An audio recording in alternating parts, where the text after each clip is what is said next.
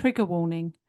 This episode contains descriptions of violence, disturbing themes, and sensitive subject matter that may not be suitable for all listeners. Please use discretion, and if at any time you feel uncomfortable, we encourage you to pause or skip this one. Your well-being always comes first. What biscuit? Is that shortbread? That's a shortbread. Nice. Because we're going away today, I've said to Josie, let's get breakfast on the way. So obviously, my belly's gone, What? we are starving. What do you mean? What do you mean? Get breakfast later than now? So obviously, fucking ravenous. Of course. How are you? I'm good. I'm tired. But I know you've been working good. so much. Oh, goodness. Well, you can just sit back and relax. And You know, this I'm so looking forward to it. I'm so looking forward to it because I love just sitting back and listening to a good story. Yeah, wow. What kind of story is it? It's not just... because I'm very emotional lately, so Oh no. Oh, it's not going to make me sad, is it? No, maybe. Oh. Animal sad or Yeah, a little bit of everything. oh God! Sorry, oh no. Yeah, a little bit. There's a sprinkling of everything in this one. Oh well, that's all right. But it's a great, great story, and I'm so glad that I found it. But yes. I've also got something equally as interesting to share with you. Nice. And that is my random blam. So go. You'll love this one. Right. Yep. And I'm just going to re-look it up again because Josie found it, sent it to me, and she was like, I found your random blam. And now, obviously, through our millions of, there it is, I found it. So, you know a dog's nose? Yeah. You know it very well. I do. In between its nostrils, it's got like a line where its lips meet in the middle. Do you know what that's actually got on purpose? I do actually, because I know quite a lot about dogs' noses. Yeah. So yeah. Well, I'll refresh your mind. All right. It's called I'm going to pronounce it wrong, vegetal groove or philtrum. And it says each time a dog licks its lips, a bit of saliva collects in that groove. Through a process called capillarization, the moisture travels up to the nose, helping keep it damp. That's why them have got wet noses, because how else do them get wet noses? Yeah. How else are they going to do it? Yeah. So it's because in that little groove, them slap it with their tongue. Bless you. Thank you. Yeah. When them are slapping it with their tongue. Yeah. Blub, blub, blub. Blub. It sends the moisture to their little snoot. I love that. There you go. I love a moist snoot. Do you know? I know. Sometimes me and Lewis will have like a whole conversation about this, and like because he gets down on the floor and he kisses about a moist snoot. Yeah, and he gets down and he kisses Pup on the face, and he kisses her all over her face, and then he kisses her snuzz and that, and then he gets up and he looks at me. He doesn't have to say anything. Like Claire and I will be sitting there like having a cup of coffee, and I look at him and I go, "How is it?" And he goes, "It's perfect.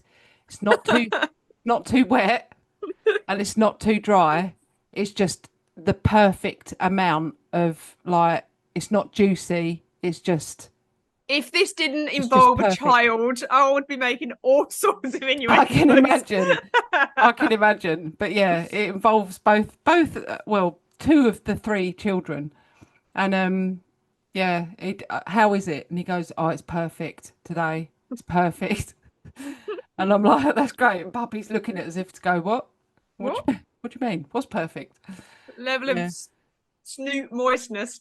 Yeah, and it's like, you know, on a dog's nose, the bit before it gets to just nose skin, but not quite fur, and there's just that little fuzzy, little peach fuzz bit in the middle. That's mine and Lewis's favourite bit to kiss. Oh, really? Yeah, we love that bit because it's normally quite like warm Yeah. because like you've got where they've been breathing and it's not the really wet bit at the end, Yeah. but it's not like kissing dry fur. So yeah, I that's our I favourite bit. am on board with this because I have got a favourite place to kiss Caesar, and I love kissing him directly on the lips. I Yeah, love kissing him on the mouth, and I don't know why. Love it. I And so don't think we need sometimes as well, reason. I think it just is that what it is. yeah, you know that really corner bit of their lips where it's like black but also like bobbly. I love kissing that bit. Yeah, Love it. like Where the it's a little whiskery bit, bit. Yeah, yeah, where it's a little bit of the hair from the face, but also a little bit of like the lip. rubbery skin bit from the lip. Love kissing that bit. It's really soft. I love kissing dogs. Yeah. Absolutely love kissing Yeah. dogs. And yeah, Believe it or not, though, Caesar doesn't enjoy being kissed on the mouth. no, He does not.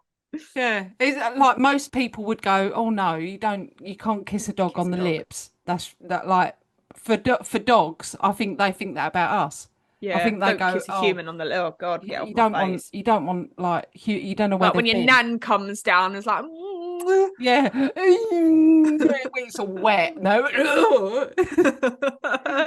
ew, get away from me. yeah, your nose is so dry. Yeah, this is so Doing. dry, it's gross. Giving me the ick. Yeah. Oh dear. All right, well, what's your Oh. random lamb? My random blam is where is it? Oh yeah, you know the joke, Your mama. your mama joke dates back 3,500 years. Shut up. 3,500 years ago, they were going, your mama. Your mama's so fat they couldn't even push her on a cart up to the pyramid. Exactly. Your mama's so fat, she is a pyramid. Oh, that's what they were doing 3,500 years ago. That's so funny. Yeah. Trying to think of some more. I know no your mama jokes. Oh, I was trying to think about the Egyptians and being mummified. Your mama's so fat they don't even have enough Bandage. bandages to mummify her. Oh, your mama's nose is so dry. Oh, I love that for us. Yeah, Yeah. yeah. All That's right. Well, nice. thank you. Thank you. Random Right. lambs then. Fun. Done. Do you like my t-shirt today? Oh, boop. I do love it. Boop. I love a boop. Mm. I Sorry, I'm shall I finishing my shall biscuit. I shall boop an animal one day and it will tear my arm clean off my body. Yeah. And when I'm falling to the ground, my last word will be boop. Oh. Yeah, That's perfect. that was perfect. Oh, boop. Oh. It Yeah. will. I fucking love animals. Oh no. I love them so much, honestly. Well, I don't want to give Ah, too much away, but today's episode. oh, you're going to ruin my life I with am. this. Can't. I Can't am just going can't to. I'm cope. really sorry.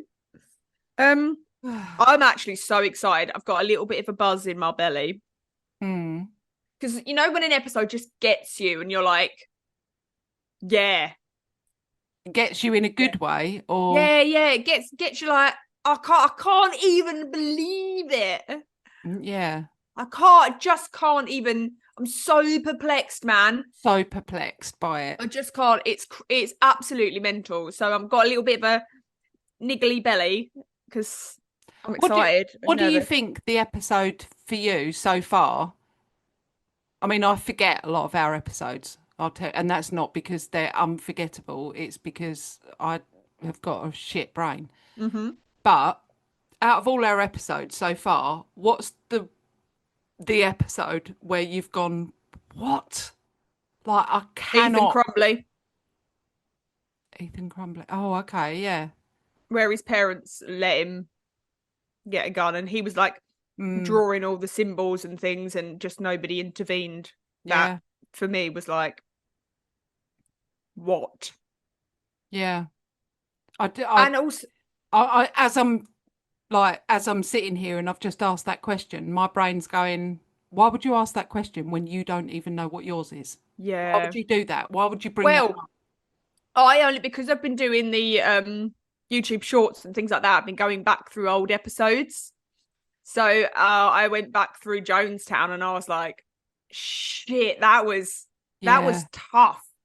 Yeah. Oh God. Yeah. That was That that was was awful. Awful. that was a tough one. And yeah, and super perplexing with Yeah. just not understanding The how Tanya Head people one. get to that. Um, I forget his name. What's the guy that had the pink truck? I always forget Oh, his name. uh oh, I wanted to say Travis Walton then, but it Granger, wasn't. Granger, Taylor, Granger, yeah, Taylor Taylor Granger. Granger. Yeah.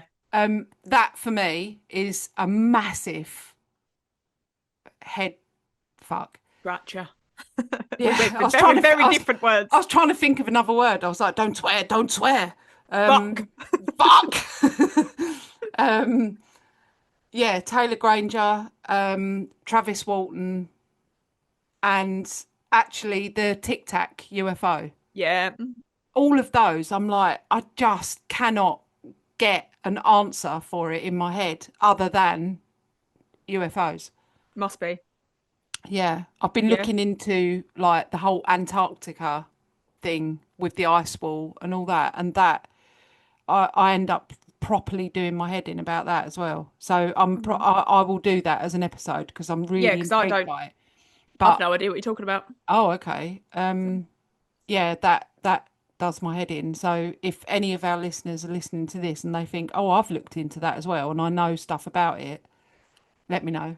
yeah. Well, shall we Oh, episode? yes, yes, definitely. Let's episode.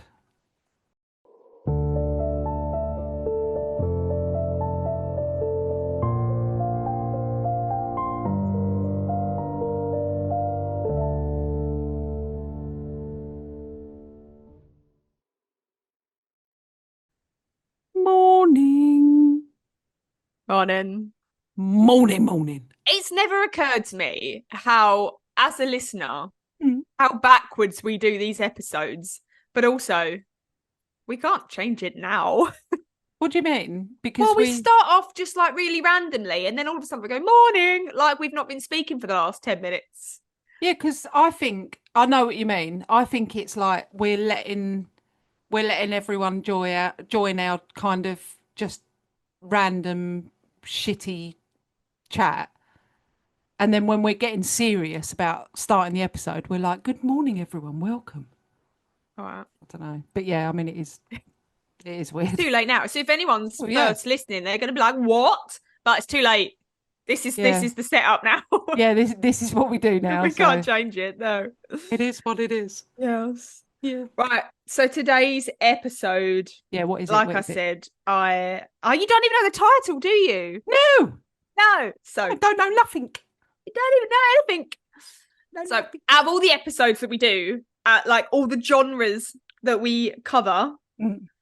this one is the one that I find the most perplexing, the most Oh, interesting, and they are survival stories.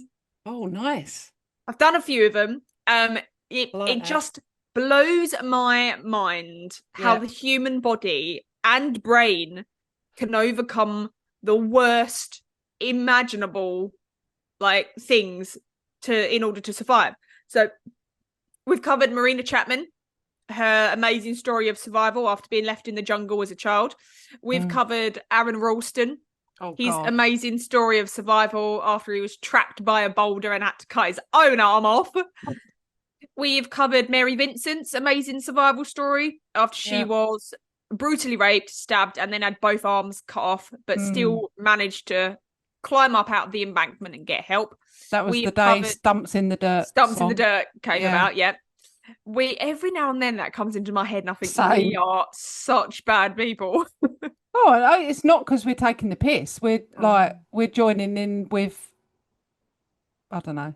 Yeah, we take the piss. Yeah. But Sorry. we've also covered Jenny Haynes recently, her amazing survival by creating multiple personalities in Mm. order to shield her from the horrific abuse that she suffered at the hands of her father. Mm. And looking back, it was me that did all of those episodes because I just find it so fucking perplexing. Yeah. That people can survive through the unimaginable. So, And I fell from the sky. oh my God, Juliana Kopke. Yeah, Yeah. that stuck with me, that episode. Oh my goodness, I'd forgotten about that. How could I forget about that one? I know. How dare you? Yeah, Julianne Kopke, we did, and she fell to like 10,000 feet out of an aeroplane and landed in was it the Brazilian jungle, the Amazon jungle? She landed in there and survived. Oh Yeah, my and then gosh. had a whole load of other shit to deal with Yeah, when she got there. I don't remember how long she was in the jungle, but she was in there for a good couple of days Yeah, surviving. Yeah, that was horrendous. crazy. Crazy. So today I bring you the amazing survival story of Jeremy Evans. Oh, that name is not familiar to me. No, and it won't be for a lot of people, but it will be after today. Okay. So 32-year-old Jeremy Evans describes himself as an avid outdoorsman, hunting, fishing, hiking, everything outdoors. He had lived in Alberta, Canada his whole life and loved nothing more than to be outside in nature. He didn't just hunt for sport. Hunting and fishing were a way for him to put food on the table throughout the year and provide for his wife and new baby daughter. He had an 8-month-old daughter at the time. Yeah. So for 17 years since Jeremy had been a teenager, he had been mastering his hunting skills, graduating from small game to hunting the most prized game among Canadians. Moose. The bighorn. Oh, what's that? The bighorn ram is a sheep. So these sheep are aptly named for their humongous horns. You know, the ones that kind of curve round into a circle? Oh, I got you. Yeah. Yeah. So the horns alone can weigh up to 15 kilograms, and a mature ram can weigh up to 150 kilograms and can most commonly be found roaming the Rocky Mountains. And because of this, they are the mascot of the Rocky Mountains. Right. The hunting of bighorn is closely monitored in Canada. You can only hunt them in open season, and the ram has to be of a certain weight and maturity. Mm-hmm. For a sheep to reach that weight and level of maturity, they need to be able to survive the dangers of the Rocky Mountains, making them experts at evading capture and therefore quite rare and quite difficult to hunt, which was why it was so people were so desperate to get one because they were quite difficult to get. So bagging a bighorn is a huge bragging right. A bragging right that Jeremy was desperate for. Not only would this animal provide for his family for a very long time, it would mark him as an expert hunter. And 2017 was Jeremy's year to bag a bighorn. He'd been out in the Alberta Rockies for months, a place he was incredibly familiar with, scanning the area, searching for that bighorn. And he had finally located a band of sheep with a mammoth bighorn. And this was definitely legal to hunt, but it wasn't quite hunting season. So all he could do was track the sheep's movements, hoping not to lose sight of it before he had the chance to hunt it. As open season approached, Jeremy booked 4 days off of work. His plan was to get there on the evening of open season, find his bighorn that he'd been tracking for months and months and months, wait until opening day, harvest the ram, get back and have a day off. So he'd planned his whole 4 days. Mm-hmm. So in the late hours of the 23rd of August in 2017, Jeremy packed up his bag, grabbed his gun and loaded up his truck. When he parked up his truck at the base of the mountains, it was around 2 a.m. on the 24th of August. He couldn't drive his truck any further up, so would need to unpack his bike from his truck, grab all of his stuff, and then cycle through the tracks. There was many trails and things like that. But he was fit and he was used to traversing the terrain. So he grabbed his mountain bike, gathered up his rucksack and provisions from the back seat of his car, seeing the can of bear spray loose on the seat and absent-mindedly just stowing it away at the bottom of his bag. Good. He cycled the 14 kilometers up the dirt track to find the location high up on the hillside, away from everybody else, that he knew would be a perfect place for him to set up camp and find his band of rams. Despite the early hours of the morning, Jeremy had the dazzling light of the moon to light his way. He had found his spot in amongst the spruce trees, leaving his bike on the ground and just littering out his belongings around him. He laid down with his binoculars. The silent peace and tranquility reminding him why he loved being out in the wild. And it was around 4 a.m. when he finally spotted them, off in the distance, the same band of ram that he had been following all year. So he tracks their movements for a few hours with his binoculars, kind of getting his bike, walking a couple of feet, stopping, watching with his binoculars, grabbing his bike, walking a couple of feet, stopping with his binoculars. It was when he lowered his binoculars down to reposition his bike and his pack that he saw something whiz past just yards in front of him. It was small, like a dog, but there were no dogs loose in this part of the mountains. He knew what it was, and he knew what it meant. A young brown bear cub had just run in front of him. Oh. This meant that there would be a fully grown mama bear close by. Oh, shit. Knowing how dangerous this situation was, he could either go for his bear spray or his gun. But his gun was still strapped to his bag and not set up. So he grabbed his rucksack, rooted through it to find the bear spray, cursing himself for putting it at the bottom of his bag. He knew Mama Bear was close by, but he didn't know how close until he heard the sickening sound of a branch breaking right behind him. Oh my God. He whipped round, heart pounding, and came almost face to face with Mama Bear. Just 4 feet away from him, mid-stride, Jeremy saw her vicious claws spread out, ready to strike. He could see the whites of her eyes as they locked on to her target, her teeth bared, ready to protect her cub at all costs. Jeremy's survival instincts kicked in. With just a small gap between him and the bear, he grabbed his mountain bike laying next to him and swung it with all his might at the bear. Miraculously, the frame of the bike got wrapped around the bear's neck while her outstretched paw had gotten tangled up in the front wheel. Serving to only anger the bear, she thrashed around violently, trying to rid herself of the bicycle necklace that was stopping her from reaching her prey. Jeremy had 2 choices. He could either try and run, knowing that she would break loose soon, and he had no chance of outrunning a bear, or he could stand his ground, show his dominance, and scare her off. He grabbed his backpack that still contained all of his bear defense equipment, knowing that it was useless to him now, and instead used the hard metal-framed backpack to beat the bear over the head. He slammed that backpack into her with a strength that he didn't know he had, over and over, the bear thrashing her head aggressively, eventually shaking off the bike. She gnashed at the backpack with her teeth, throwing her claws wildly around in an attempt to get Jeremy. Both of his hands took a beating as they were the only thing available to her. She bit through his right hand, crushing some of his fingers. His left hand also took a battering from the struggle.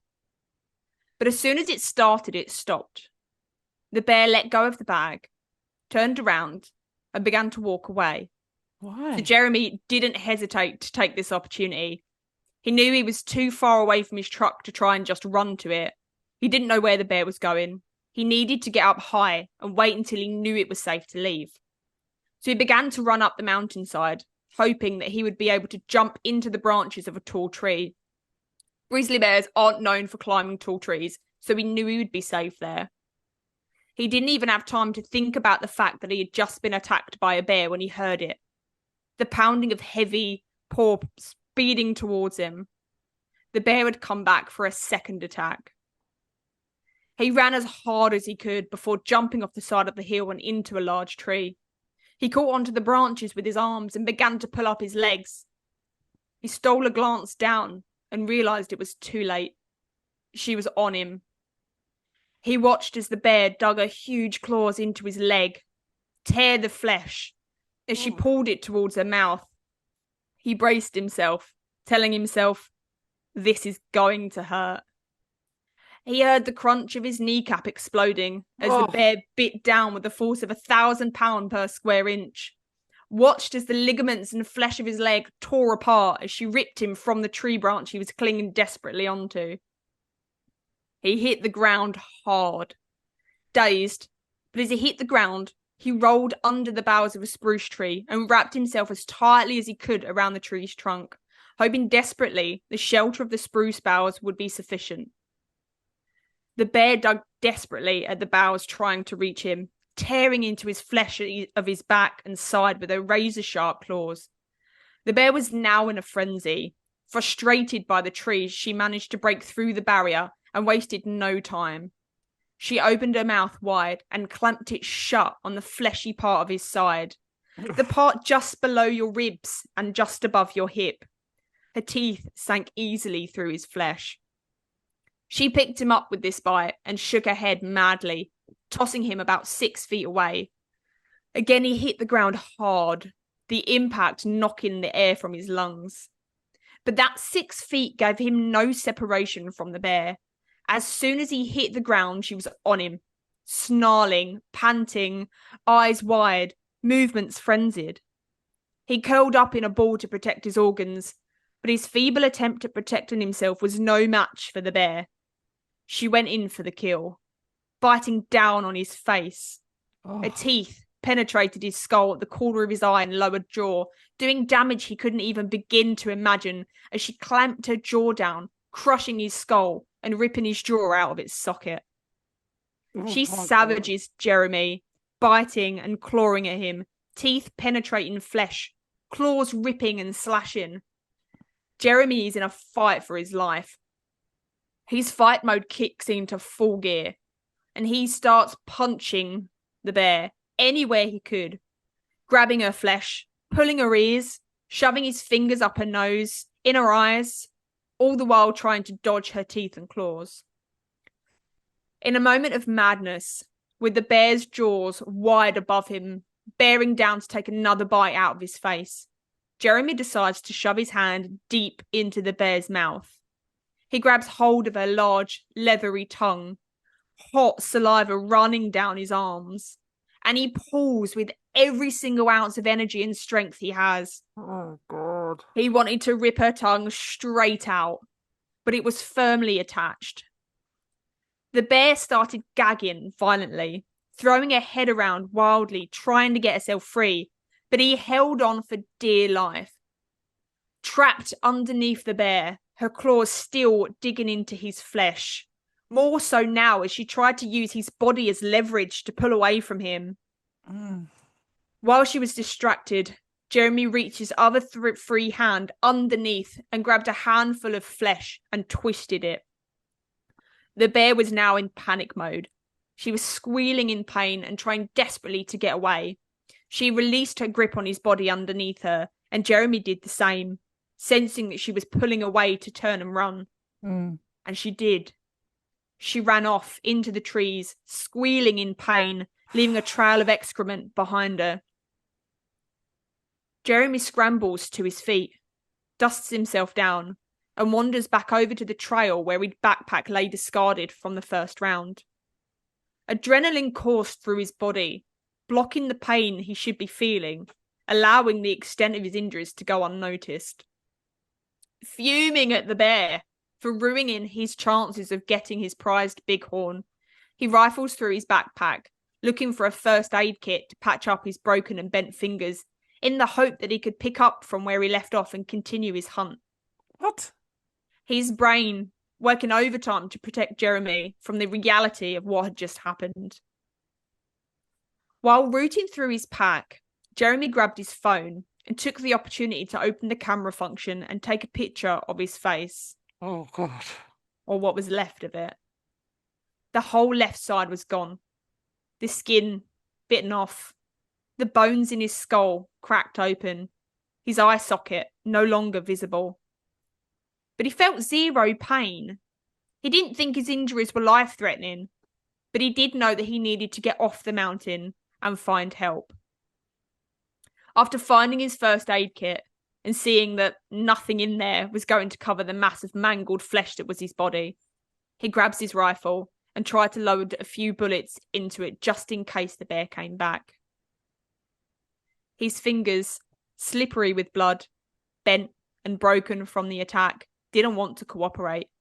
So focusing all of his attention on trying to load his gun, Jeremy heard a sound that brought him back to attention. A cracking sound, like ice breaking, ran loudly in his ears. His hands immediately went numb, dropping the bullets and his gun. His arms hung limply at his side. His body began to move backwards as if it was on its own accord, but it wasn't of its own accord. The bear had come back for round 3. Oh, God. And had grabbed Jeremy by the back of his head and begun dragging him backwards. The sound of ice cracking he had heard was his own skull breaking. Oh, jeez. The bear dragged Jeremy about 15 feet off the trail and into the dense trees, hanging like a rag doll from a mouth. His brain coherent, knowing exactly what was going on and what was most likely going to happen to him now. His body unable to fight back. With her teeth still penetrating his skull, she tossed his limp body around, ripping the flesh from the back of his neck to the top of his skull clean off. Oh. As he sat slumped over, unable to move, the bear crunched down on the back of his head, his shoulders, his collarbone, biting everything that she could, her paws scratching and clawing at the rest of his body. One rogue swipe of her paw caught Jeremy on the right side of his face. As she dragged her claws back, the remaining flesh on his face was peeled back completely, like turning a page in a book. Oh, God. The attack lasted no longer than 10 seconds before he was flying into the air again, the bear tossing him like a rag doll. He came crashing down with a force that seemed to shock his body back into life. He could feel his back against the ground, feel his fingers and his hands again, feel the bear bearing down on him with lightning speed and shocking strength. With this new revitalized energy, Jeremy again grabbed handfuls of the bear's soft underbelly as she was over top of him, and tugged and ripped and squeezed with all his might. Whatever he had in his hands, he just wanted to tear off. He wrapped his legs around the neck and hung on for dear life.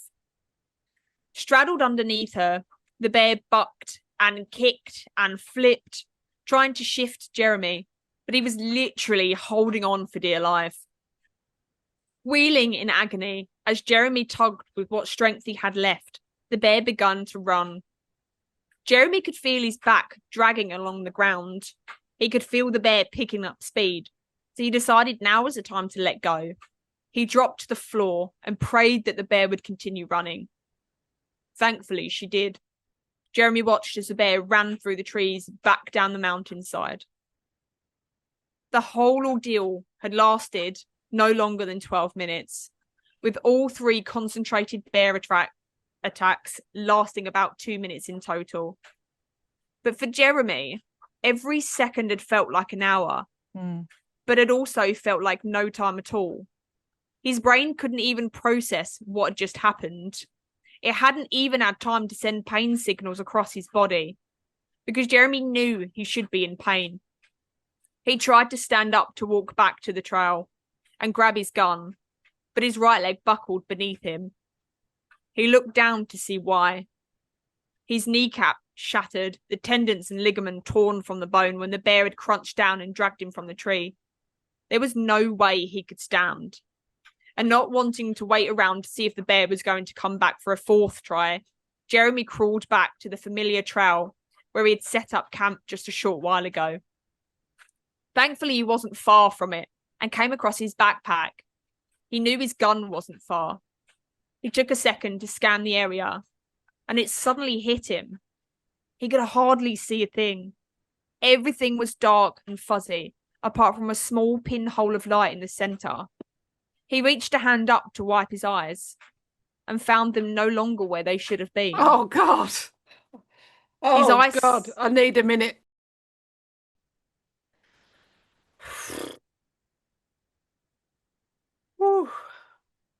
His eye socket had been shattered when the bear bit down on his face, meaning his eye had no cavity to sit in.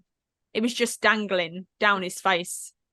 He needed to lift it up in order to see better. He couldn't locate his other eye. His brain just couldn't recognise the horror of the situation, and he had one goal in mind at that moment: find his gun. And thankfully it wasn't far away. He tried to load some bullets into the chamber, but he couldn't see to do so, and his fingers were either missing or bent or had holes in. He just didn't have the dexterity to load the bullets into the chamber. But thankfully, his gun had a clip that the bullets were already loaded in. He just needed to find it. As he scrambled around on his hands and knees, searching blindly for the clip, Jeremy came across something else. Littered around the area, Jeremy managed to find his moustache and goatee, one of his ears, and several chunks of his face. But again, the reality of what that meant hadn't quite hit him. He was in panic mode, trying desperately to keep that bear from coming back. He manages to find the gun clip, slams it in, and fires off 3 rounds in all directions, also hoping the sound will alert others that might be nearby. But Jeremy knew in his heart that no one ever came this deep into the Rocky Mountains. There was no one else around. That's why he had chosen that spot. Breathing a little easier, Jeremy slumps to the ground. The full extent of his injuries finally starting to surface. The pieces of his face clenched in his hand. He knew there was no way he was going to survive this. He pulls his phone out of his pocket. With hands that were barely working and with eyes he could hardly see out of, he began sending a message to his wife. I love you guys so much. I really fucked up. Please take care of Abby. Tell her I love her so much. I really wish I could be there. I'm so sorry. I'm really going to miss you guys. He knew she would never receive these messages. He had 0 service. He just hoped that whenever his body was found, the messages would also be found and shared with her. When he was finished writing his messages, he sat back, contemplating his next move. He wasn't going to survive this. He was in agony now that his brain had caught up with the attack. How did he want to go out? Waiting for the extent of his injuries to finally kill him? For him to bleed out slowly? For the bear to come back and finally end things? Or did he want to go out on his own terms?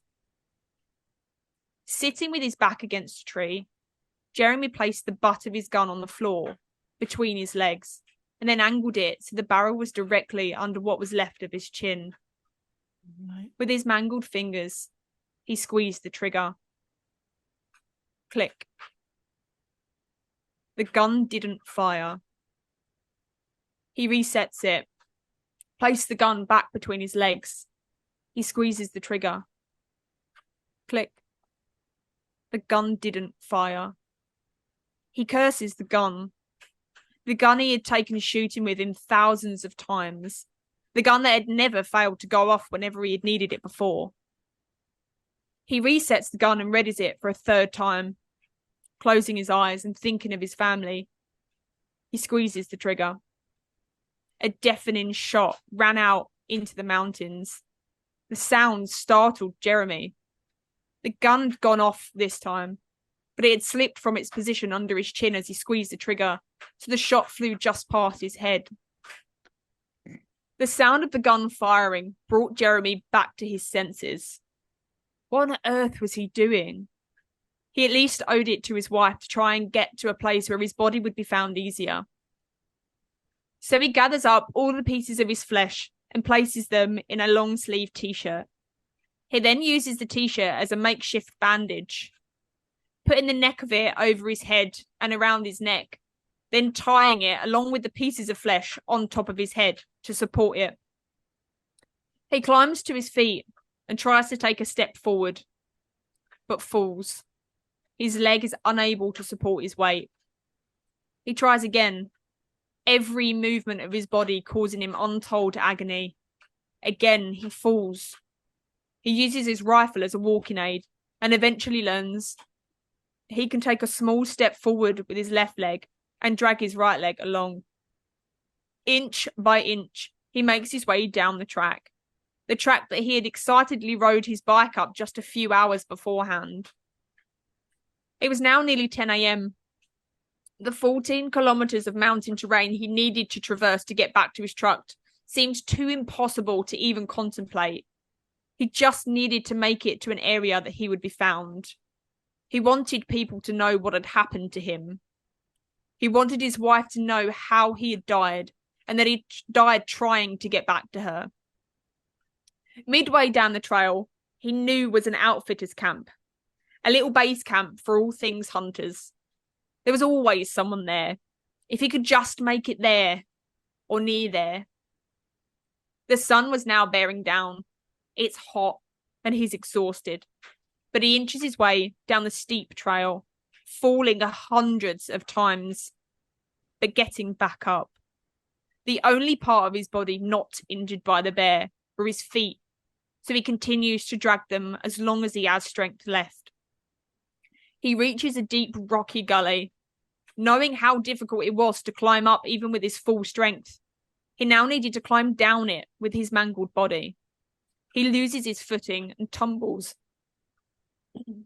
250 feet down into the gully, every wound on his body taking impact as he tumbles head over heels.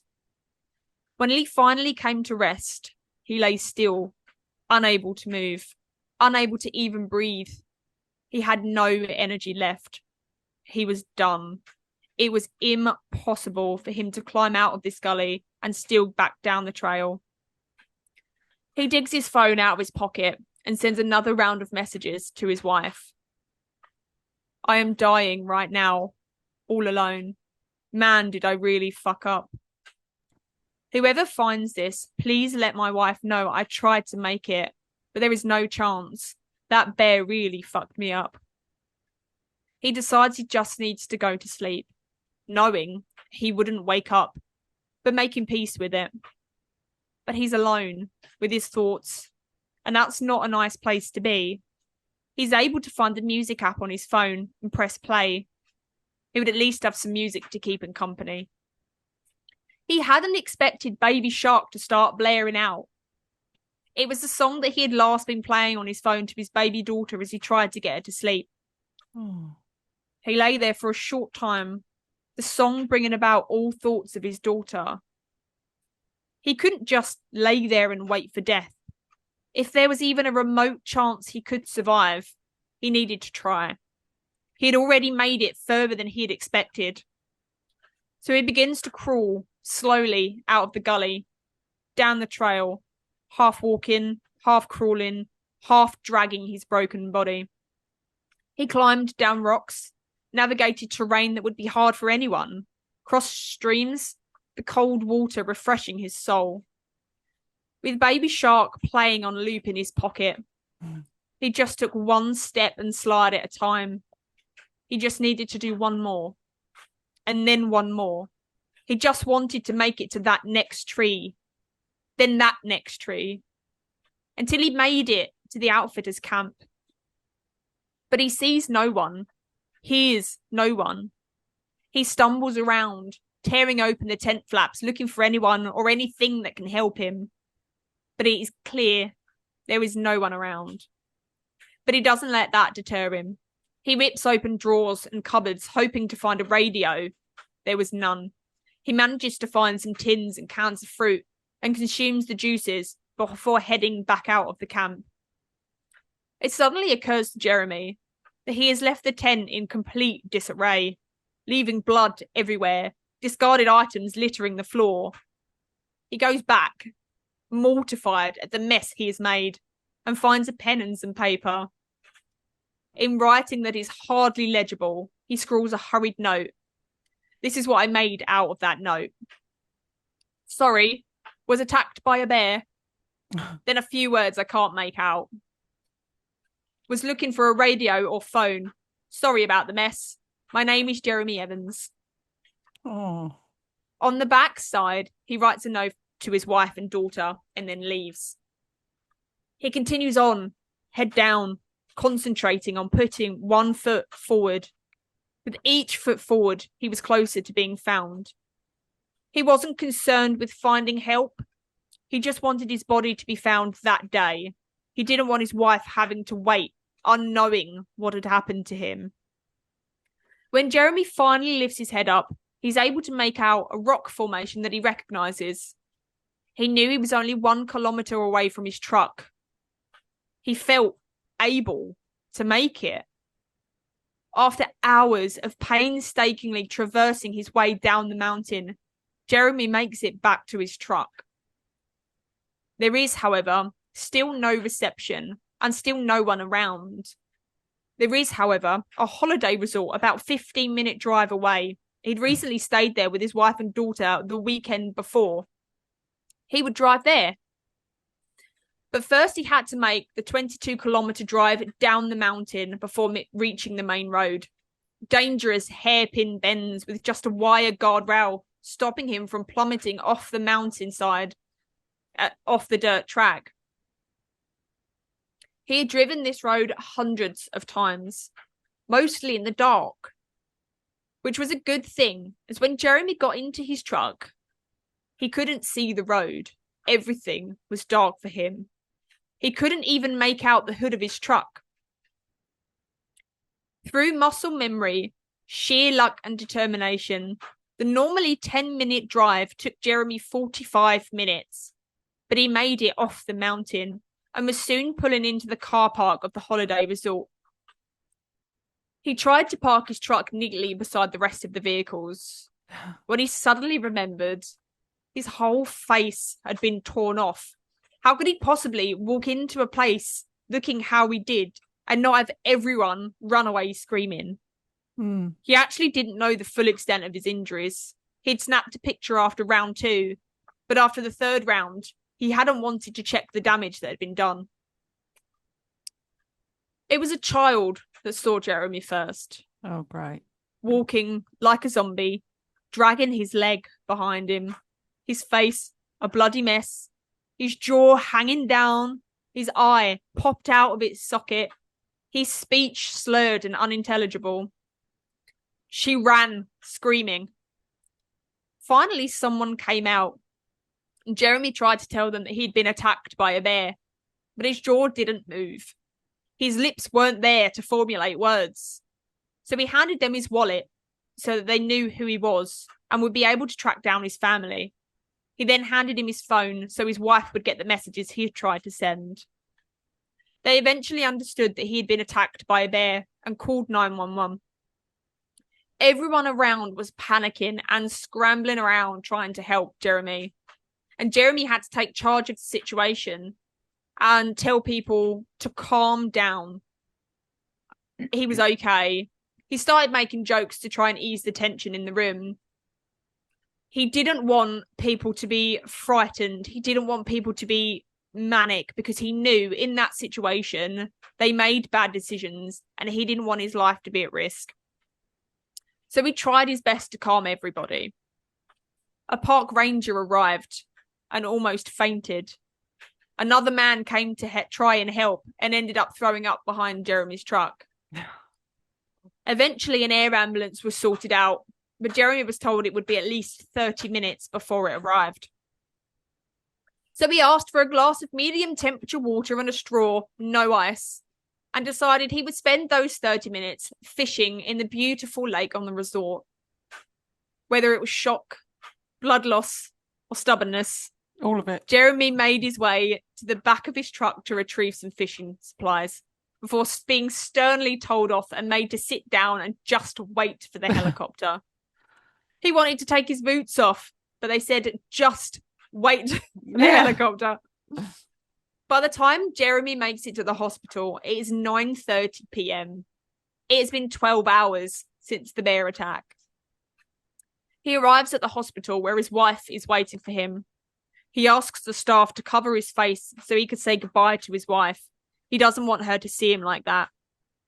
His skull was crushed on the top, He had no skin on his face or back of his head.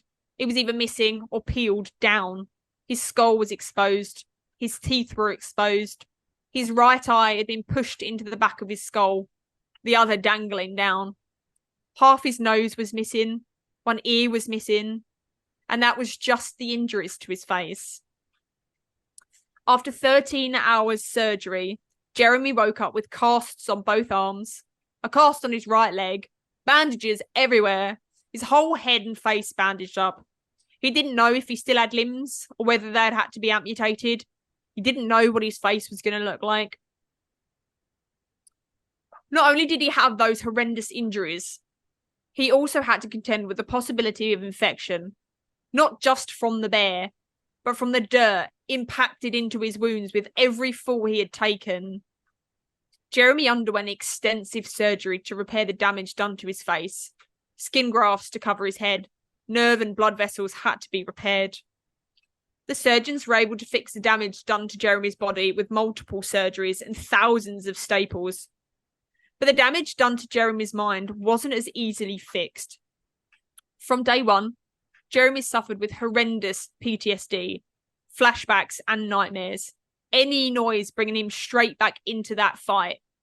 He would wake up fighting the bear over and over, hitting hospital staff, friends, family. Jeremy needed 24/7 observation.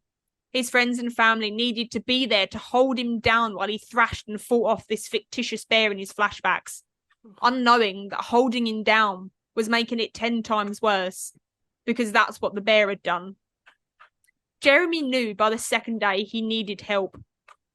While he had handfuls of skilled professionals looking after his physical recovery, he knew he needed professionals to aid his mental recovery. Jeremy spent only 5 weeks in the hospital. His mental attitude aiding his recovery, his determination to walk again and get back out onto the Rocky Mountains and get his prize bighorn. Oh my goodness.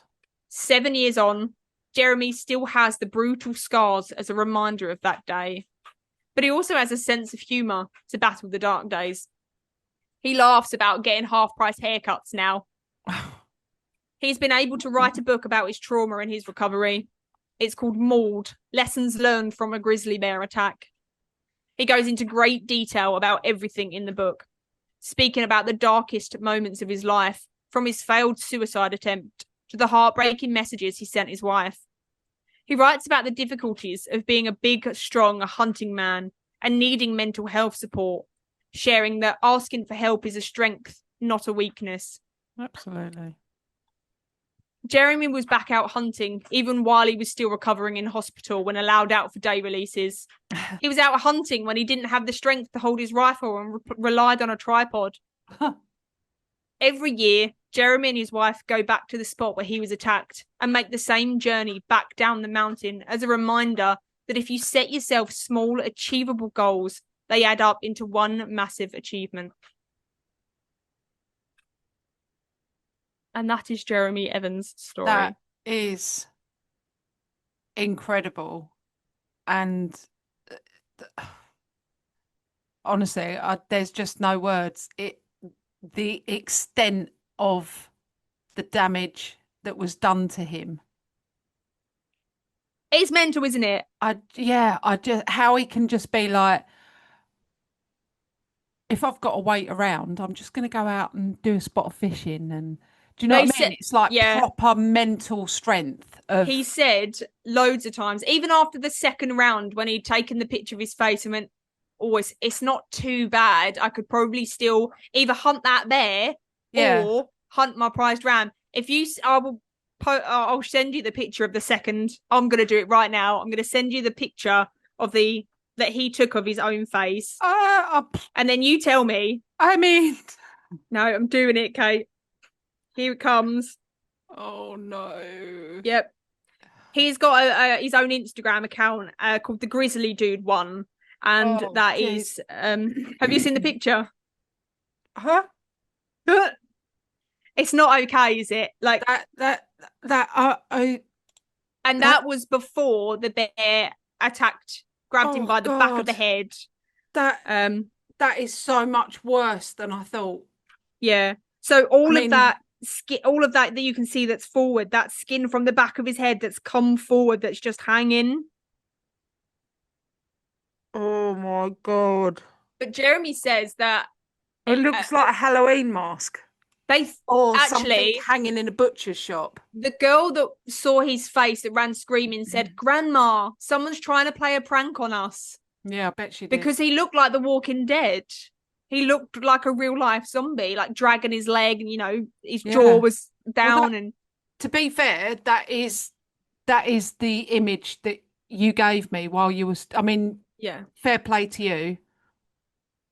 Incredibly difficult to. I would not have been able to do this story, but your description of it was absolutely accurate. I know I've just said I didn't expect it to be that bad, but the way you described it, that's exactly how it looks. And I was thinking, maybe, I had a worse image in my head than nope. was actually the case. But No, no, absolutely not.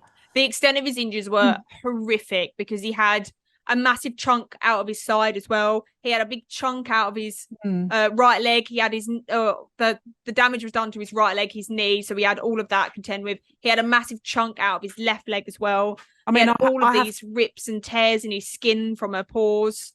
For those many of you that will not want to look at these pictures, I just need to express you can't see that is a face. It is just red, shredded meat on top of his shoulders. You can kind of make out where his mouth is, and you can see one eye. So just bear in mind that is it. It's really, really bad. I would encourage people to not look at it. Yeah, he's got some skin on his forehead there, but then the bear then attacked him a third time and peeled all of that skin off. So his face was worse than that.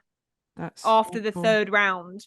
But Jeremy says after a few years before, he'd actually been diagnosed with ADHD because he just couldn't sit still. Right.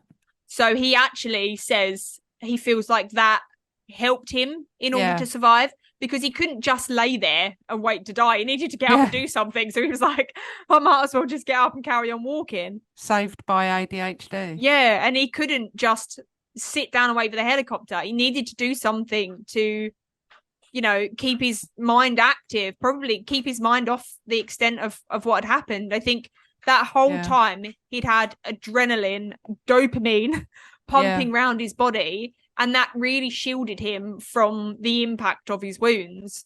And he has got quite a few interviews that he's done where it's him talking about the attack. I've not actually come across any podcast where they cover it without him in just like story format. But all what's happened here has what I've read out is what he has said. So none of this is me embellishing the story. None of it is me making it worse than it was. All directly from him. Yep, this is what happened to him.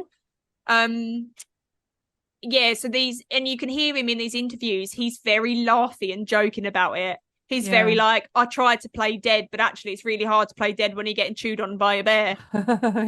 So he's got a really good sense of humor about it, and I suppose you would need to, really. But if you was to look at his face, let me show you what his face looks like now. Okay. I mean, it's not going to be any worse than that. I've literally had to come off of like your messages so you don't see it. I can't. You're going to have to just delete it. Let me just find these Jeremy. What did I say? It's called the Grizzly Dude. The Grizz. Oh mate. The dude.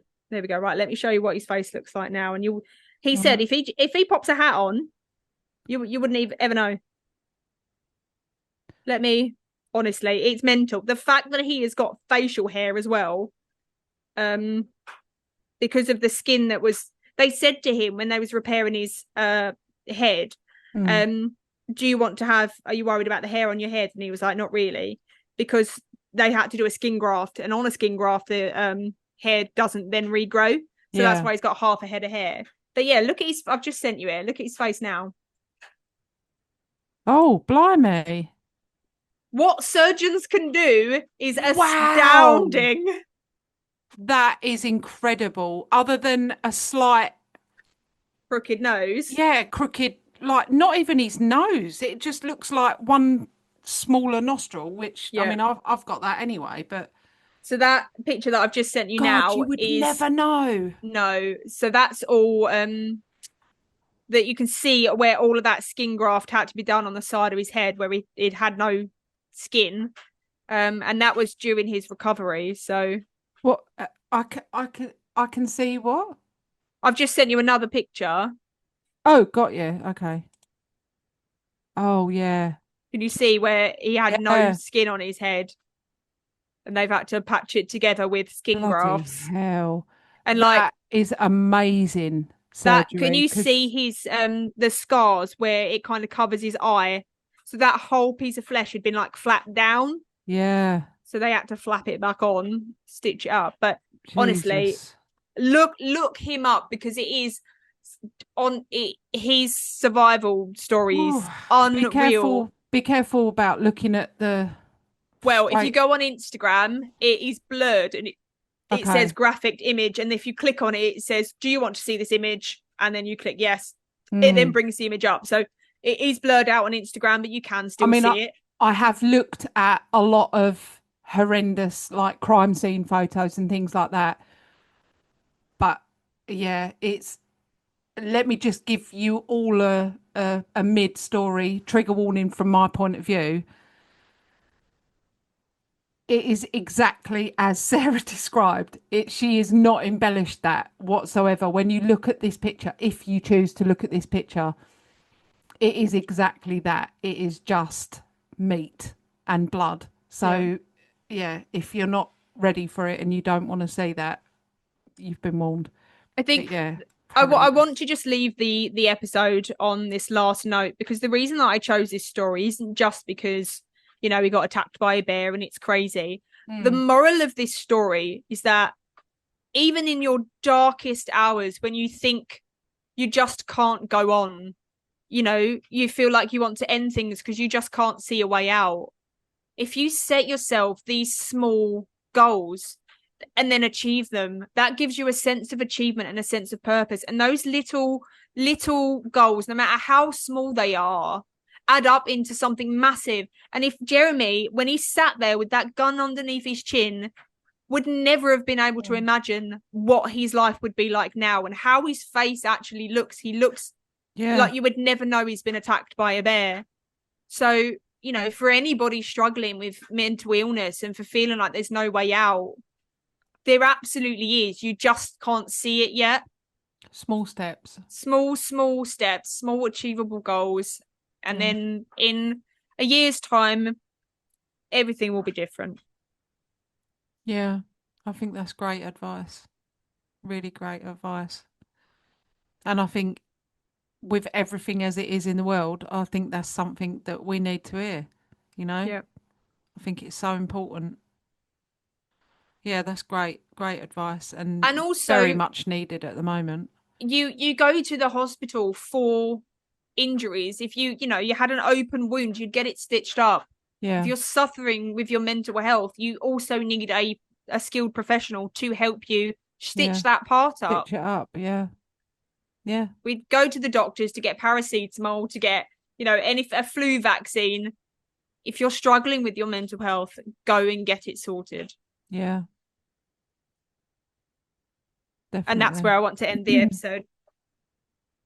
Well, thank you so much for doing that because I think that was a fascinating and perplexing story because you don't know how you're going to react, but I just can't imagine that I would have that kind of fight in me.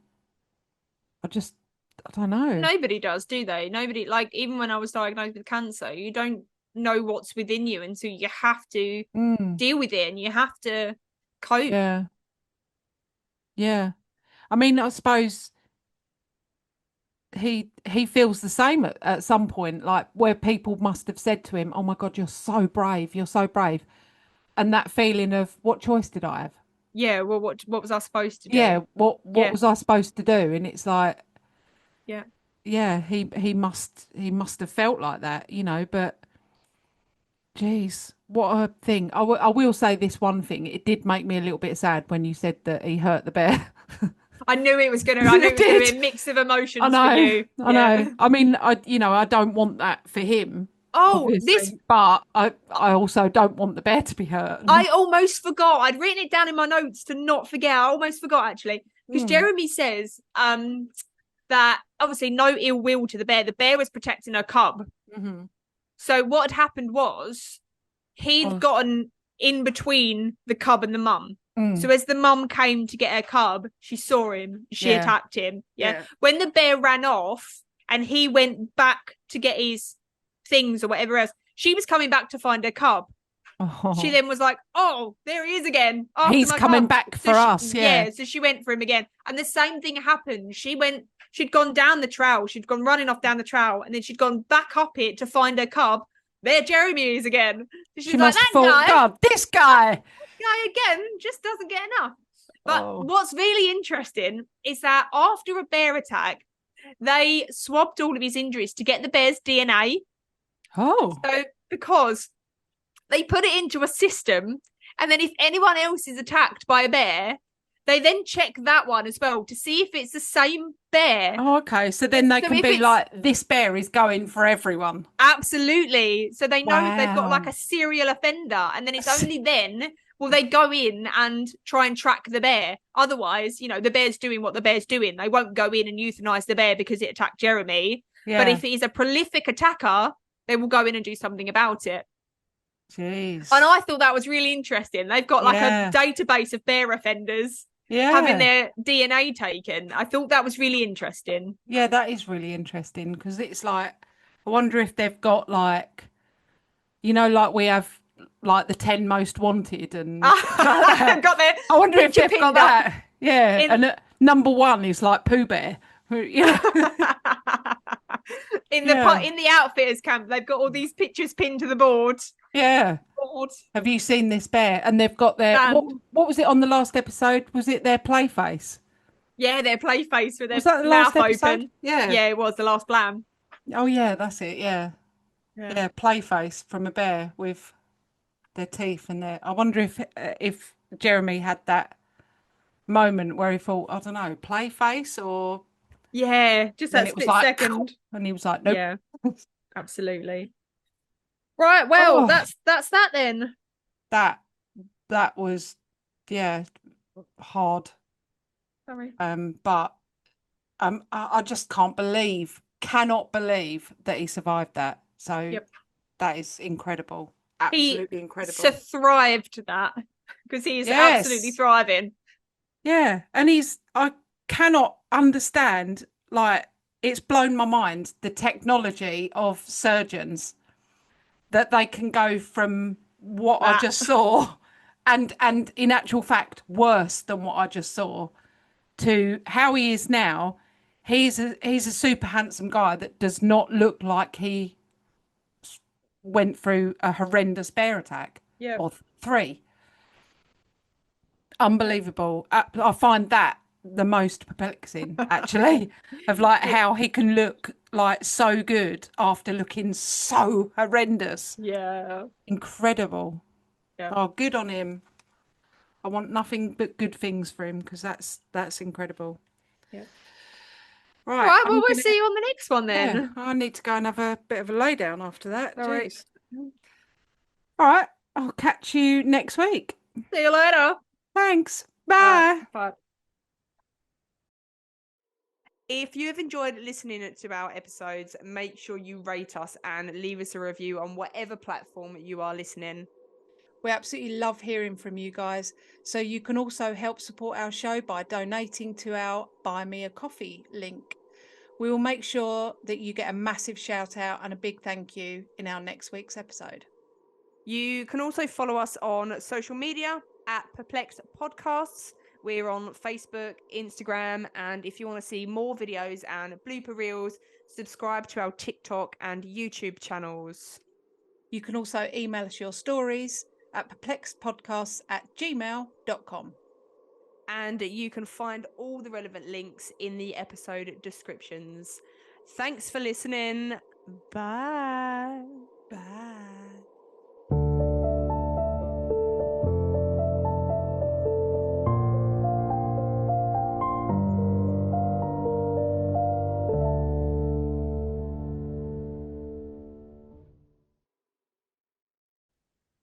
Just need to pause there for a second. Oh, thank God. Oh, sorry. Oh, God.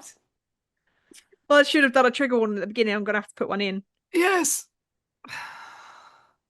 Oh, mate. Sorry, I didn't want to warn you too much about what was going to go on. I didn't want to spoil it. God, it's horrendous. Sorry. It's not over yet. Oh, God.